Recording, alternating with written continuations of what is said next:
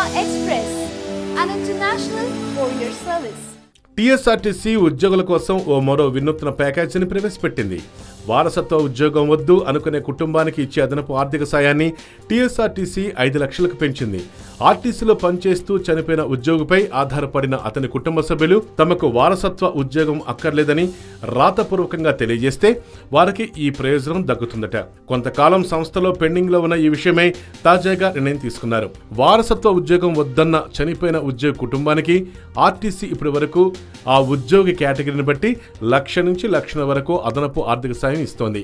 Class 3-4 ఉద్యోగులకు 1,00,000, class 2కు 1.25 లక్షలు, class 1 వారికి 1,50,000 చొప్పున అందిస్తోంది. ఇప్పుడు ఈ మొత్తం 5 లక్షలకు పెంచారు.